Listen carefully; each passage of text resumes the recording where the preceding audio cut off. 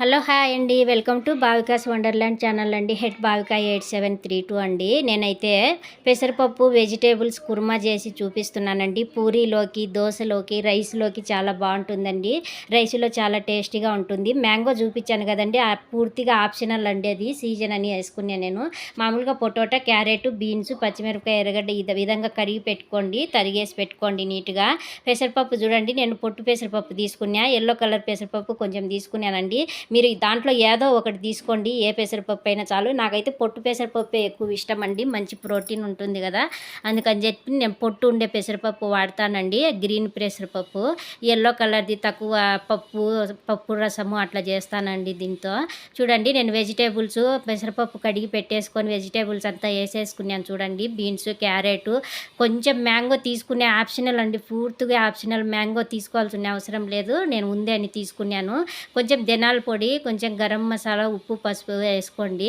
ఇంకా ఈ వెజిటేబుల్స్, ఈ పెసరపప్పు కడిగేసిన పెసరపప్పు వేసుకొని కుక్కర్లో పెట్టేసేయండి. కొంచెం గరం మసాలా కూడా వేసిండా కదండి, చూసినారా? గరం మసాలా కొంచెం వేస్తున్నాను చూడు, ఒక స్పూను, ఒక స్పూన్, 1.5 స్పూన్ వేసుకోండి, బాగుంటుంది వేసుకుంటే. లేదంటే పర్వాలేదు, గరం మసాలా లేకపోయినా పర్వాలేదండి, ఉంటే వేసుకోండి, బాగుంటుంది, మంచి టేస్ట్ వస్తుంది. ఇంకా ఈ విధంగా పసుపు అంతా, ఉప్పు వేసుకొని ఒక విజిల్ రానియండి, అంతే అండి. రెండో విజిల్కి అంతా ఆఫ్ చేసేయండి. అంతా ఉడికిపోయి ఉంటాయి, వెజిటేబుల్స్ బాగా ఉడికిపోయి ఉంటాయి, పప్పు బాగా ఉడికిపోయి ఉంటుంది. ఒక విజిల్ ఫుల్ వచ్చి రెండో విజిల్కు చూడండి అంతా ఉడికిపోయి ఉన్నాయి. చూడండి, వాటర్ కూడా నేను ఒక 1/2 లీటర్ వాటర్ వేసినా కదండి, చూడండి ఏం వాటర్ మిగలలేదు చూడ, అంతా అయిపోయింది, అది అంతా సరిపోయింది, అది గట్టిగా ఉండదు చూడండి. ఇంకా అంతే అండి. ఇది కలర్ అట్లా కనిపిస్తుందండి కెమెరా తీసేటప్పుడు, ఫోటోలో అట్లా వీడియో తీసేటప్పుడు. చూడండి, ఇంకా ఫైనల్గా ఈ పోపు వేసుకోవడంలోనే ఉందండి మనకు మంచి టేస్ట్. ఇదే అండి మంచి ఇంపార్టెంట్ మనకు.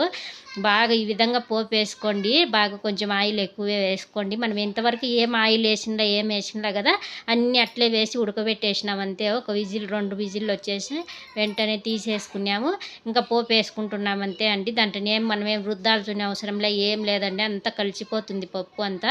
చూడండి, ఆవాలు, జీలకర్ర, కొంచెం మెంతులు, మెంతి నేనైతే వేయలేదులేండి, మీకు ఇష్టం ఉంటే వేసుకోండి.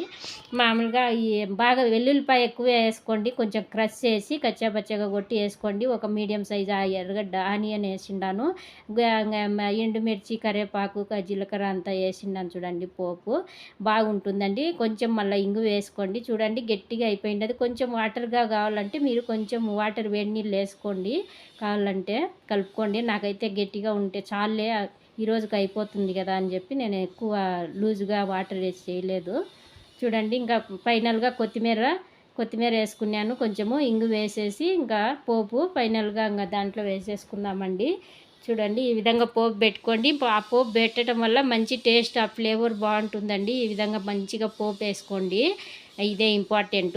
ఈ విధంగా చేసుకోండి, రైస్లోకి చాలా టేస్ట్గా ఉంటుంది, అన్నంలోకి కానీ, పూరీలోకి, దోశలోకి బాగుంటుందండి. చేసి నేను ఎప్పుడు చేస్తా అంటాను ఇంట్లో అండి. ఇది మామూలుగా నేనే చేస్తాను, ఇది ఓన్గా చేసిండేదే అండి ఇంట్లో. నేను ఎప్పుడు చేసుకుంటా, ఇది బాగుంటుంది కదా పెడదాము యూట్యూబ్లో అని పెట్టానండి.